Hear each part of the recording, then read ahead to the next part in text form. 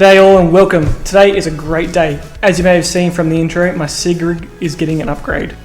I'm replacing the old G27 that I bought back in 2013 with some awesome Fanatec gear to enhance my experience. Today's video is basically going to be about my initial unboxing impressions and getting it set up on my old GT Pro rig, which will require me to do just drill some new holes.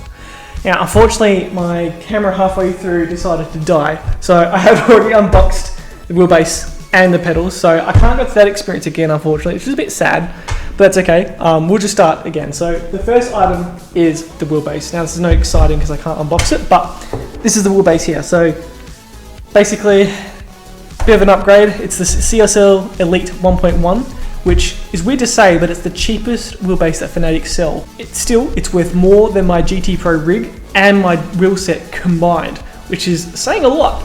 Considering this is the cheapest thing, it's like saying you bought the cheapest Lambo. It's still the Lambo, it's still quick and good quality, but there are more expensive options though, definitely. So I won't go into too much detail now because obviously I already went through that apparently through my last video, but basically this is the nice, it's very heavy CSL Elite. So it's a belt driven system opposed to a helical gear system, so it's much quieter. The force feedback is much more responsive.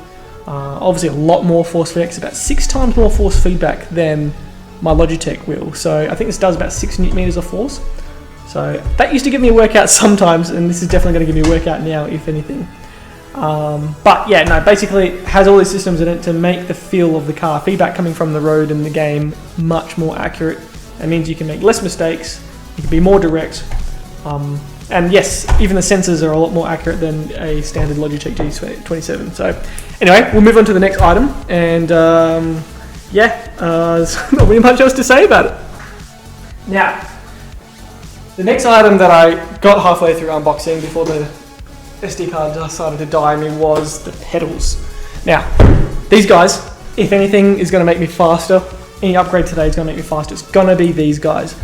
Pedals are basically the way these work. Each pedal is a little bit different, and they provide feedback to you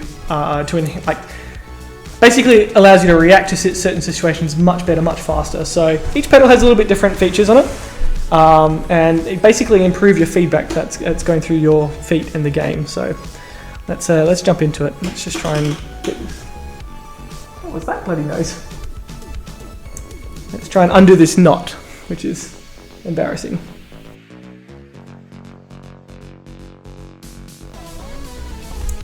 Ah, right, you just pull the one string. That was really silly. Oh, holy shit, this thing looks premium. Now, I've got to be really careful. I've been told when unboxing these, you've got to be a little bit careful of the cabling. You don't want to crush it, so let's just be real gentle here. Holy shit. These look insane. Holy.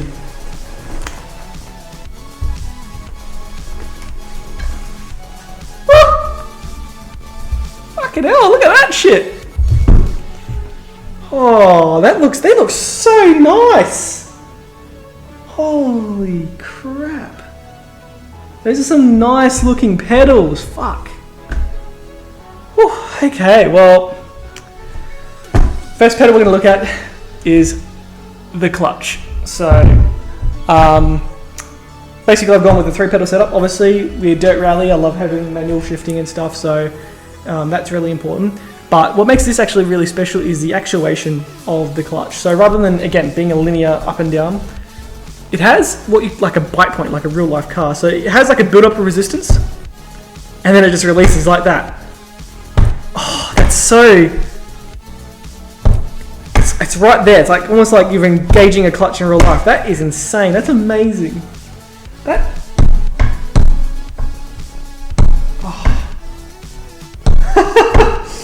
That's really cool. I like that a lot. That's very cool. Yeah, so basically, just like a real clutch, there's a build-up resistance, then there's a bite point. You know it's engaged, and you can shift. So this here won't make me that much quicker in other games, but like say Dirt Rally, should make me a little bit quicker, because I'll be misshifting a lot less, knowing that I've engaged the clutch. So that's cool. Next pedal is the brake pedal. This pedal is super, super special, as it has a load cell built in the back. So I don't know if you can see that with the camera or not. I can give it a little zoom. This little guy here, load cell. And this little dial here, I can dial it in to make it a little bit more resistive. But basically, again, rather than a standard potentiometer, it just measures the distance. A load cell measures the force that you're pushing on the brakes. The harder you mash the brake, the more braking force is going to be put into the game. Rather than just saying, going to distance and going all the way down is 100% and here is 50. The way this is better is that your body and brain learns muscle memory with force a lot easier than it does with, say, distance. So there's less, precision, I suppose, needed for accurate braking in this sense. So the harder you push that down, the more braking force. And that's pretty nice as it is. But that could go a lot harder. But that's really cool. Why this is special is because it will reduce your lockups, and it means you can brake harder, brake later. It's just, This will probably make me slower at the start, because it will take me time to get used to it. But I think once I get used to it, I can guarantee that's going to make me shave off a lot of time, just that brake pedal alone. Yeah, last pedal is the accelerator. Now this one isn't super special. It is a standard potentiometer. What does make it special over the G27 is that I think the G27 has about 100 points of reference. This guy has about 1,000. Now don't quote me on those numbers exactly, but it means that you can be much more accurate. So rather than measuring little sort of steps, this is measuring increments a lot more accurately.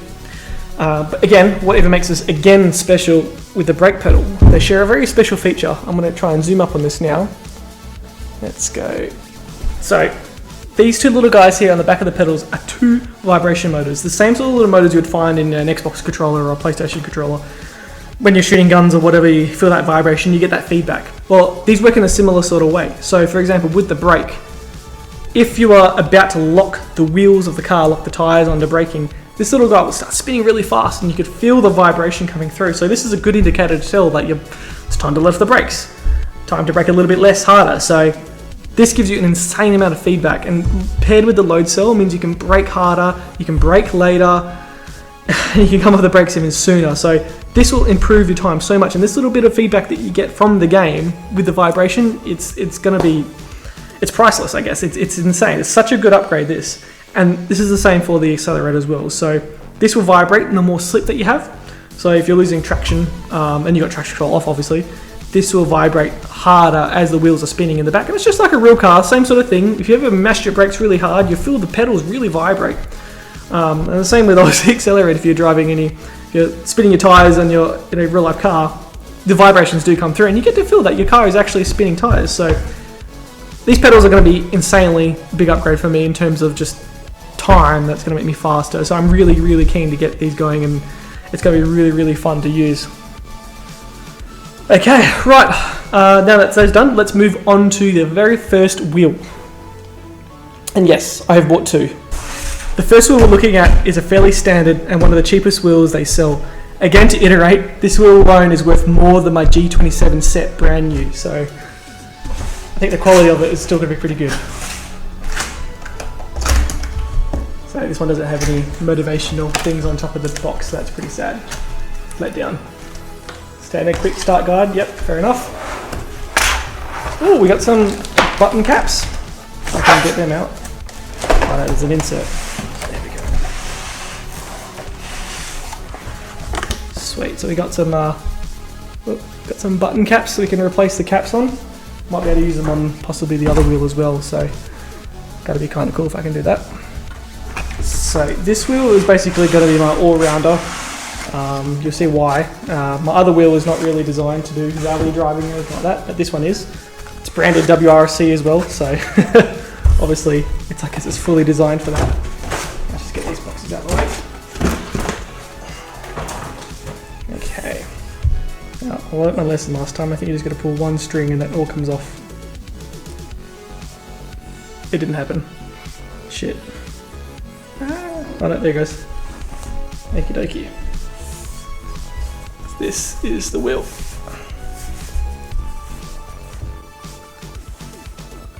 Oh shit, this thing is really nice. Holy crap, so it's running Alcantara, I think I said that right, Alcantara, I can't say that. Threading around the outside, that's really nice. Oh, wow, that feels crisp. See if this comes up on the microphone. Oh, that feels crisp. So yeah, this is the rally wheel, WRC. It's got loads of buttons on it. It's using their new quick release on the back, so I'll be able to, this is like the new one. I think it's a bit more stable and a bit stronger. That's, yeah, obviously designed to pull the wheels off and pull them off really quickly. Yeah, nice paddles. It's got an LED display up on the top here and a shift counter or shift LED as well. We've got like a funky switch. I should be bringing this a little bit closer. It's got like, yeah, joystick, sort of Xbox buttons, which again, I'm just going to replace these caps anyway. Xbox buttons, handbrake, you know, and standard sort of thing. So that's that wheel. Not really much to say about it. It's pretty standard, but it's going to be more all-rounder. Actually, the paddle's in a really nice position as well. I'm keen to use that one. Okay, on to the next wheel. Okay, on to the last piece that I'm most excited about, and this is the F1 rim. Now, this rim is basically going to be my main rim, essentially. A lot of the racing I'm doing, or race cars, I'm going to be using this rim here. Then, oh, there you go, they've got the usual writing on the front, I don't know if you can see that or not, but it says, I am an artist, the track is my canvas, and the car is my brush. Oh, that's pretty cool. As usual, quick start guide, that's pretty standard. On some stickers again. Some button caps, again, pretty cool. Okay, and let's open this one up. Oof, this feels really special. Oh, there you go. So we've got a little screw here as well. That one's to a retention screw, basically to keep the wheel steady. Because this uses a different quick release system with one of the older ones. It's not quite as good. Okay. Cutting this off. Okay.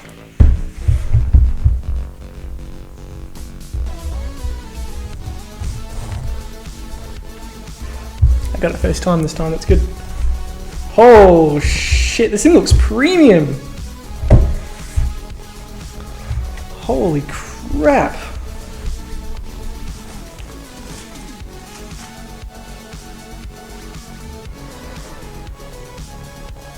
Jesus. Holy crap, this thing is insane. This feels really good. Wow, that's real carbon fiber on the front. Shit. Okay, I'm actually honestly a little bit shocked. That's crazy. So yes, this is the other quick release system. This is actually more akin to a race car, so it's the old squeeze and pullback. Yeah, this is the rim I'm most excited about, really. It's just the old F1 style rim kind of thing, but I run it through, so you got like obviously 3 buttons across here too, which are really nice and crisp. I like that. So it's nice on your thumb area. So I'm probably going to use it for DRS and overtake. We've got 2 rotary encoders on the thumbs here, so not too sure what I'm going to use them for. I know some people use it for fuel mixes and stuff. But we've also got 2 toggle switches here in the middle. I think I'm going to use them for the fuel mixes and whatnot. Obviously 2 buttons in the center there. Not sure I'm going to use them for, to be honest. We've got 2 joysticks. So one is just like an analog stick, which is pretty standard, and then one's like what they call a funky switch. So it can be rotated, pushed, and it's just like a directional joystick. In the center here, we've got 2 rotary encoders again, and they make really loud clicks. I'm not sure how many games have support for these functions directly, because they have like heaps of numbers. They've got, I think, 12 numbers on them. Yeah, 12 numbers. I don't know if that focuses. So I don't know what games are going to be able to use that for. I'll find a function for them, that's fine. And then obviously 3 buttons on the back here. So it's pretty cool. And then the paddles on the back, which make really nice feedback on that switch. Wow. This is exciting. This wheel looks insane. It looks premium. Anyway, that's it for my unboxing. I am going to now move on to installing this onto my GT Pro, which is going to take me some time because I'm going to have to drill some new holes and stuff. Oh, I nearly forgot. This also has rev counter LEDs across the top here, and LEDs here as well for like flags, like yellow flags and stuff. Other than that, that's really about it. Alright, we'll jump on to installing this on the rig. Okay, post-production Curtis here. Bit of commentary over the top of me drilling holes and getting my rig set up onto the GT Pro. So here initially the plate, as you can see, is the angles are facing me. and the squared back is at the back there. So I was having some issues with it initially. I thought the 2 pre-drilled holes there were going to fit, but sadly they didn't.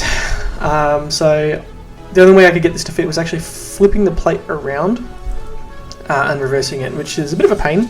I ran into some issues underneath. There were some welds that I needed to make sure I avoided, so I had to measure a million times to make sure I was going to avoid them.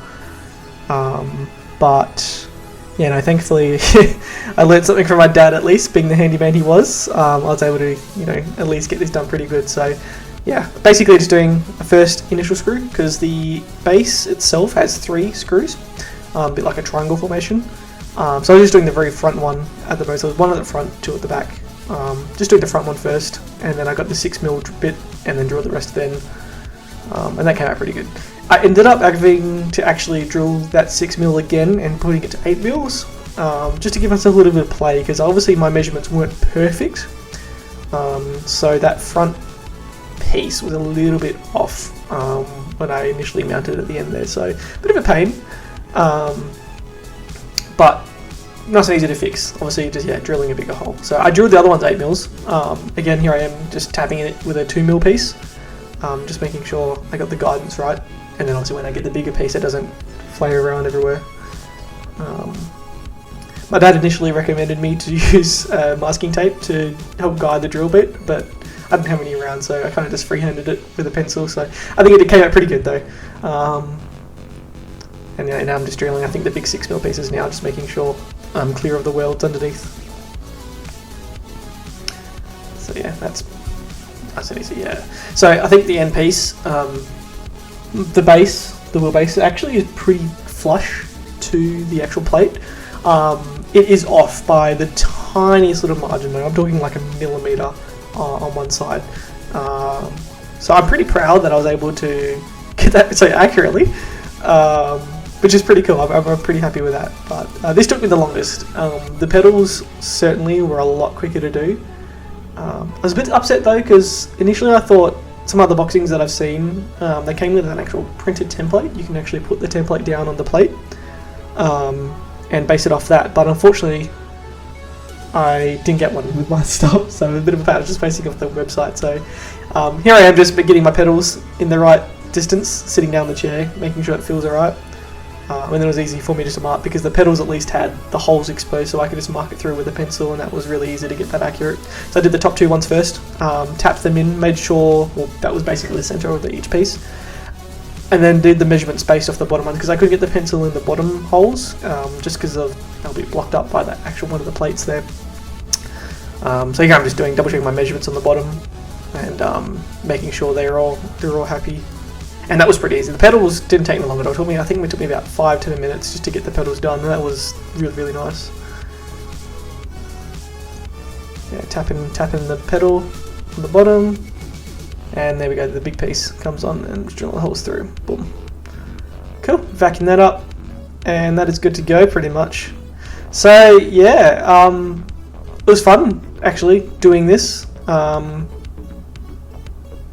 Giving it a go for the first time, drilling into my my rig and then having a go. So at this stage, I've already actually tried the pedals out. So obviously that next video is coming soon.